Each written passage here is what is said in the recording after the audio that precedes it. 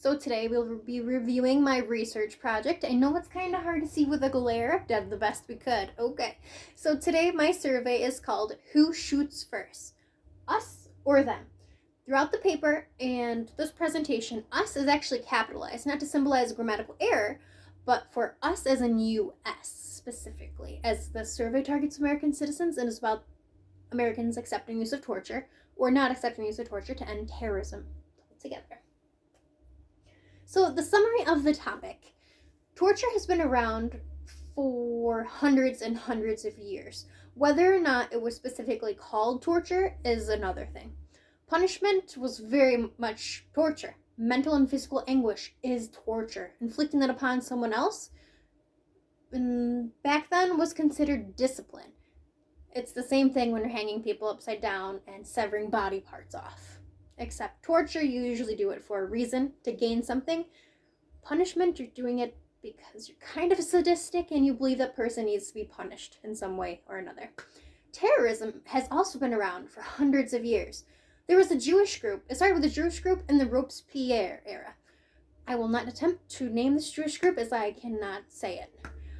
There are actually two Jewish groups. They were both radicals. One group collected and adopted people as they aged and grew up, and then they assimilated them into their culture and threw them back out into the world to assassinate people, to promote fear amongst their own religion. They were not happy the way other Jewish people were leading their lives, and they wanted them to adopt what they believed was the correct way. They were more silent. They were afraid of getting caught. They would go in, get out, without making a word. Metaphorically, of course. The other group was very different. They had the same motives and same reasons, but the methodology was very different. They were more flash and show. They got caught. That was their goal. Ultimately, they grabbed little kids and they raised little kids from the time they were children to the time they were old enough to kill someone. Their methodology of murder for both were assassination by stabbing. Except the second group, they got caught, they stabbed someone, they stood there, watched them die, and willingly sacrificed themselves they were essentially the first martyrs of terrorism.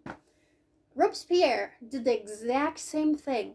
He used mental and physical anguish to control a whole country and get those people to do what he wanted. He got all those people to follow him out of fear. Torture, terrorism, has been around for hundreds of years. We might not have labeled it as such, though. Why it is important? Well, unfortunately, America is not immune to the problems of the world. We may be a leading country in many areas. Unfortunately, we still do have a terrorist problem. Domestic terrorism, international terrorism, cyber terrorism.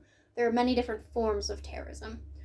Most notably, within the last 15, 20 years, we had the 9/11 attacks, the Twin Towers in New York City, the Pentagon attack, hijackers, destroying the lives of thousands of families, not only of the people inside the planes, the people they crashed into, but the first responders as well. And everybody in the area, the whole world knew what happened on that day. Most people still carry that with them and are still angry about it. It's one of the first and most recent events that actually brought America together.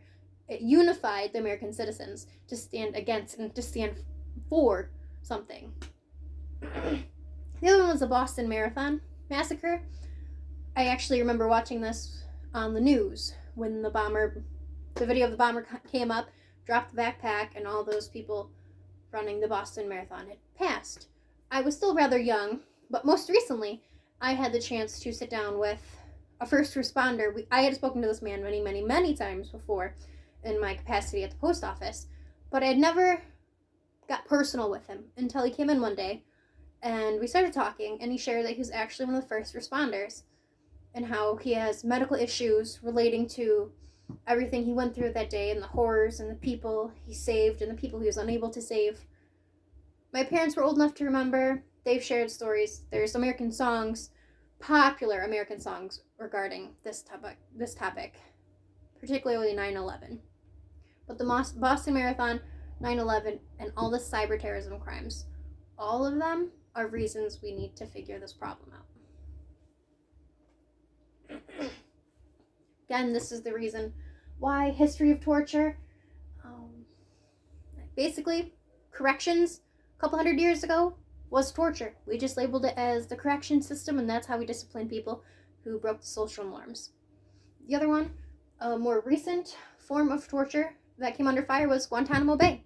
Guantanamo Bay is in Cuba, a country that denounces torture publicly, and America does as well, and yet torture did occur at Guantanamo Bay. With the Obama administration, they defunded it, kind of pushed it under the rug, disassociated ourselves with it, and when Trump came in, he gave them funding and restarted up everything there. So the terms and definition. Terrorism, the systematic use of fear, especially as a weapon to control people. Torture, mental and physical anguish inflicted upon another. Detainee is someone who is in custody, but they have yet to be proven guilty. They have yet to stand trial for their actions. Enhanced interrogation is a euphemism for torture. It's the same thing. Mental and physical anguish inflicted upon someone else. Oh, and then ideology here at the bottom. It's a manner or the content of something, a manner or the content of thinking characteristic of an individual, group, or organization. Usually, radicalist, extremist groups, terrorist groups, they have some sort of ideology or philosophy driving them. Usually they believe someone has harmed them and they're taking vengeance, or they are preemptively striking in some manner. Now, the stakeholders in this. Stakeholders are people who have been affected by, in this case, terrorism, since terrorism is the problem and we're deciding if torture is an acceptable solution to it.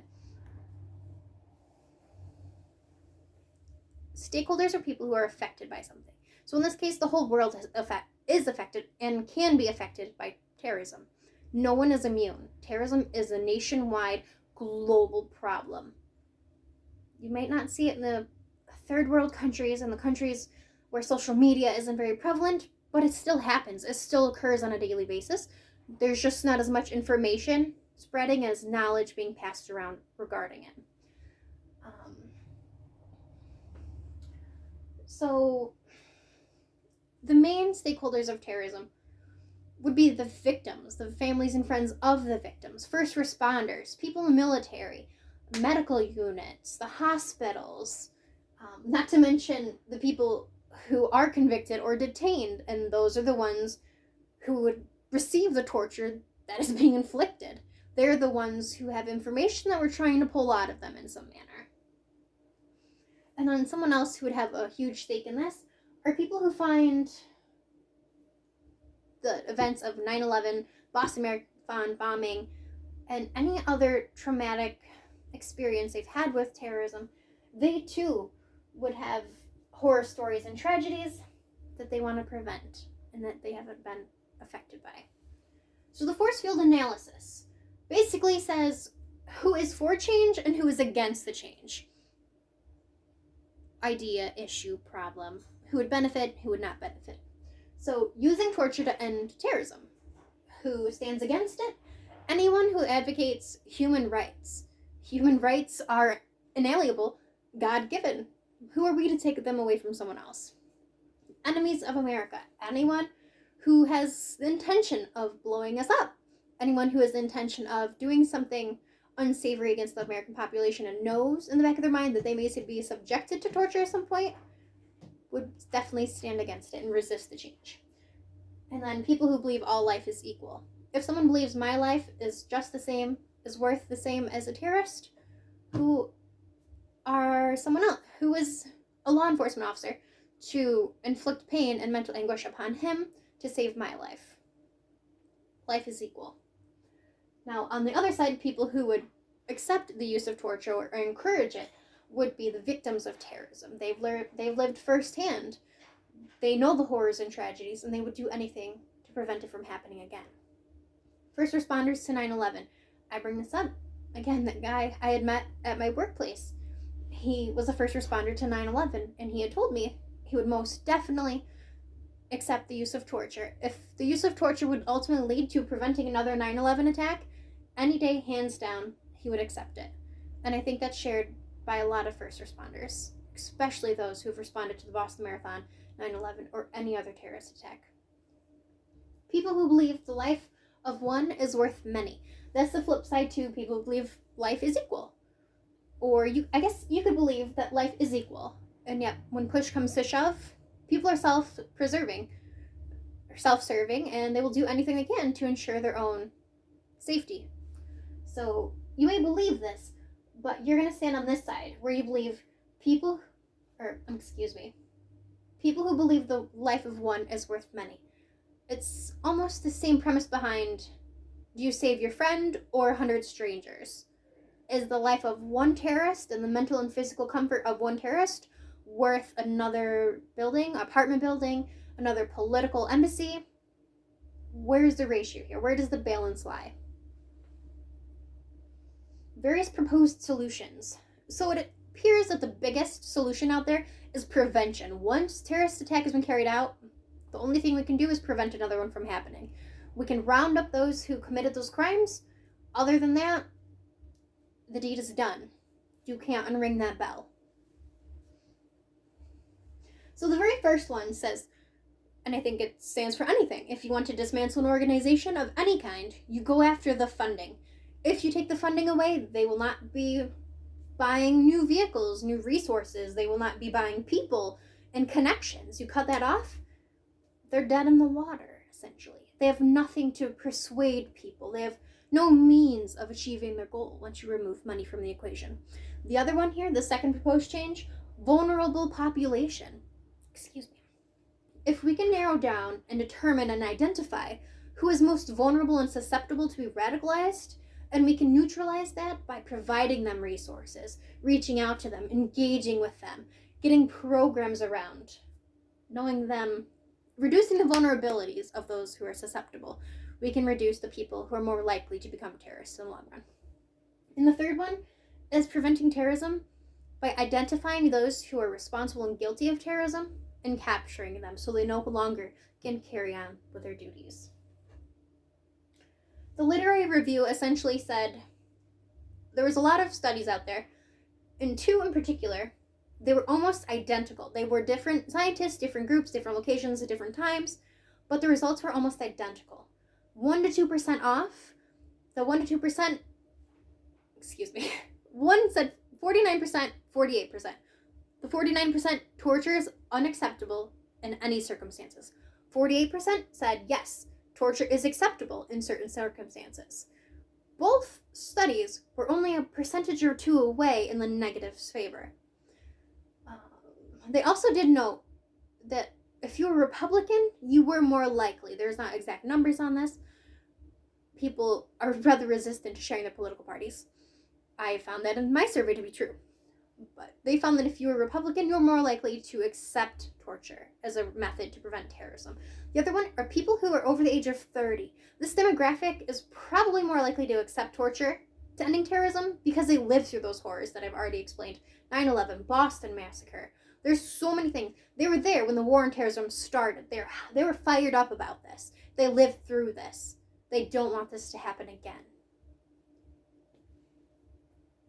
My research came up with something different, but that could also be the area in which we reside. There could be many different reasons here that ours didn't line with theirs.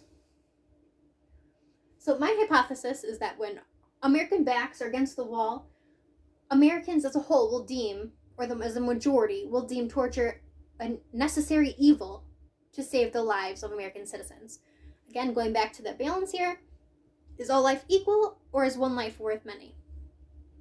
I believe one life is worth many, and Americans will agree with that. Why? Humans value self-preservation and will do what is ever necessary to save their lives, even if it means placing others in uncomfortable positions. America is known for being God-fearing and tough on crime and terrorism. Thinking Americans will endorse the use of torture on those convicted of terrorist-related crimes and detainees to prevent another 9/11 attack is reasonable. Variables that I thought might play as a factor. So we have the Republican Party being a member of the Democrat Party, the age. Those are usually questions that are asked anyway, but those came up in the past two studies, as I told you, that Republicans are more likely to do. And accept torture, so I was curious how that would play into my survey. Citizen of the United States. So one of the 2 locations that I presented this survey, Fillmore is pretty red-blooded, down-home American, good-old country boys. Houghton, on the other hand, is very cultural. There are people from all over the world attending Houghton College, and a lot of them have very different views. So I was hoping to capture those views to see how they responded to the survey. And then religious organization. Fillmore is not a religious town. Houghton is a religious town. I was hoping to see a difference or just compare those 2. But unfortunately, again, similar to the political party, people were kind of apprehensive about sharing that information with me. And everybody I asked, on paper, none of them were none of them were a member or is a member of the armed forces. I did speak with a couple. We didn't get through the whole survey, so I didn't add them in. But none of them that I did actually survey and record were a member of the armed forces. Data collection. So I stood outside of the Houghton post office and the Fillmore post office and randomly sampled people who came by out of convenience. I work in both of those locations, and I've seen people offer surveys in other parts of town, and they don't go very well.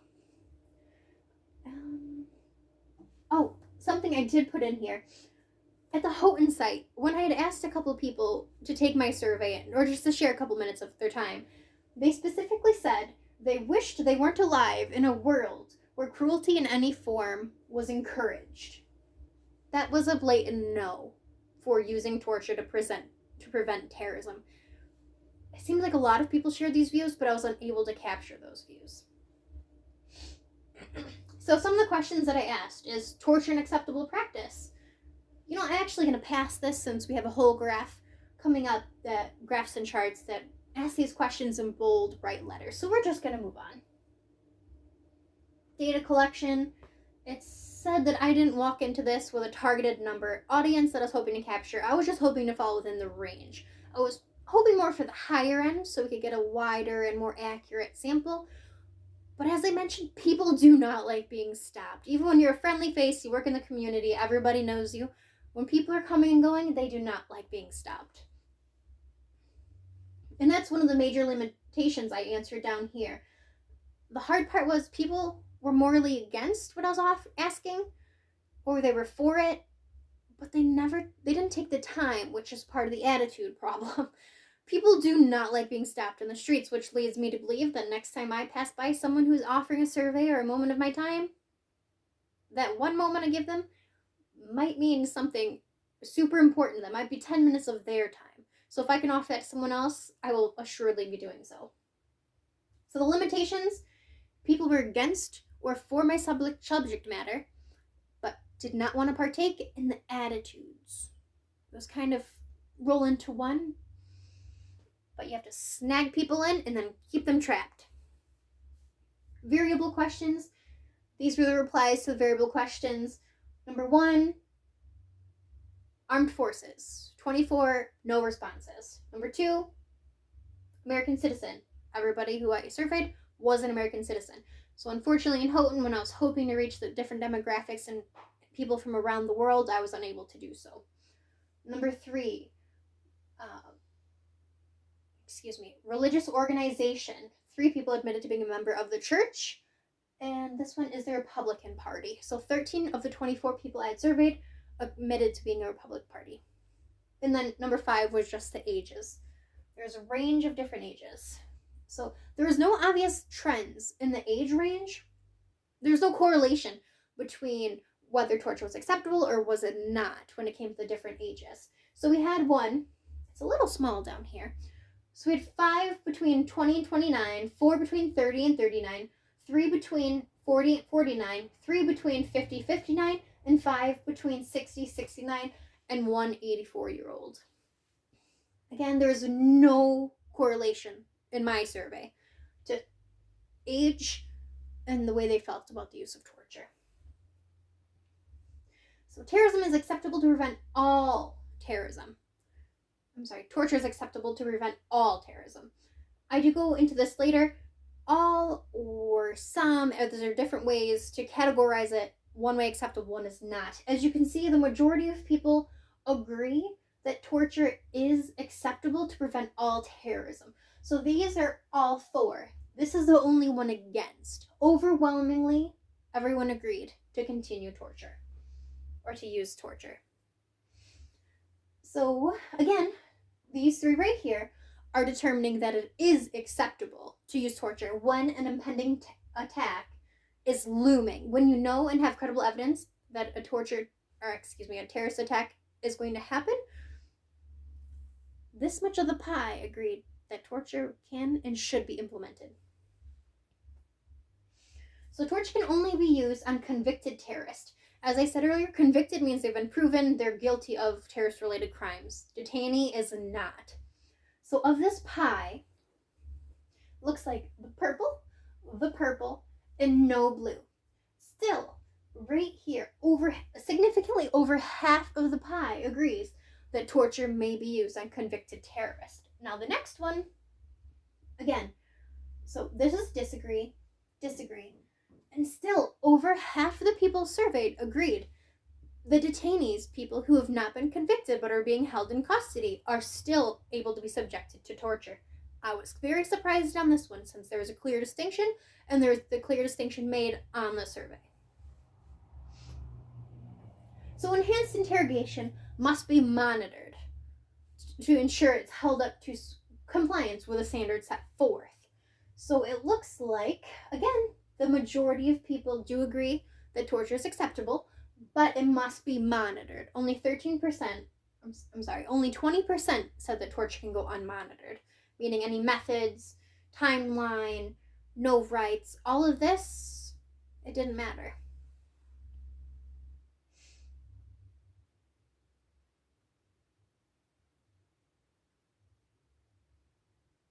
Okay, sorry about that. So the big picture is split in half. It may not have been 50-50, 49-48 kind of split, but it was pretty similar. The charts did align with my hypothesis that American citizens are willing to jeopardize others' discomfort to save their own skin. I also didn't see, as I had mentioned, the effect of the older generations favoring torture, whereas the younger generations did not. There wasn't much of a correlation there. Not that I had saw. The way I had snared people in after realizing that people don't like to be stopped, people like to eat. So I had offered up cupcakes and cookies and donuts, little things to draw people in. Drew them in, got them talking. That's how I managed to get about half the people I did. I did offer them to others, even if they did not accept my survey. Okay, and this is one of the ways that I would propose we implement torture as a solution to ending terrorism. Offer a flow chart. This is just a quick little example here. Something ideally it would be much more intricate, and there would be little feedback lines or lines that say it's working, so we go up a level. Something that's a little less harsh, a little less injury inflicted, whether it's mental, physical, anything. So if it's working, we go back up and try a less harsh approach. Give them more rights back. Let them live a more normal life. If it's not working, we slide down the chart. We continue until, fortunately, we have what we need, regardless of what it's doing to them. So the first one says due process and moral applications. That we treat them like any other criminal. We treat them with respect. We treat them life, liberty, happiness, essentially. We give them all the free rights that American citizens enjoy. So the second one is something along the lines of limiting funds to their family. You're not inflicting physical pain. You're not really inflicting mental pain. You're just kind of hypothetically playing, what if your actions hurt your own family? What if we somehow affect or even spread false information that you are working with us? What will that happen? So it's kind of blackmail in a sense. Give us what we want, or we're going to spread false information, which might get your family injured on some capacity. So it's kind of blackmail, something along that lines. The next one is psychological manipulation. There's many things, but it kind of falls into the same category here. Again, this is just a quick little flow chart going down. Then at the very bottom, we have psychological and physical manipulation and discomfort. That would be used as a last resort if nothing else works. Future research. I most definitely think that the difference between a convicted terrorist and a detainee, even though they were explained, should be examined a little closer. Do they believe the rights should be the same? Should they receive the same type of torture and treatment as they are locked up? What is the distinction there? Do people care that there's a distinction? The other one is, what types of torture? Is the American population okay? Should the American population as a whole get to decide what types of torture, or should we leave that up to the bigwigs, people who are in the higher military and have a better understanding of all of this? And then, yes, again, who may be tortured? Are American citizens who have been convicted of terrorist-related crimes subject to torture just to the same degree as a convicted foreigner? Do we hold any reservations about torturing American citizens who have been found guilty of terrorist-related crimes? Do we care? Do we not care? And then the reflection. Conducting the survey was a necessary evil, as drastic measures are sometimes necessary in order to combat intense and difficult issues. People are quite reluctant to partake in the survey, taking once they were made aware of the subject matter. People claimed that they were offended by the subject matter. I'm paraphrasing, sad to live in a world where this sort of evil exists, by offering a reward to the people to take the survey to draw in more participants. I tried many different tactics to get people to help me in my survey. From a personal perspective, the next time I walk past someone, again, who is offering a survey, that 1-2 minutes of my time might be significant to theirs. So overall, I really enjoyed this survey and enjoy the class and look forward to doing more. Thank you.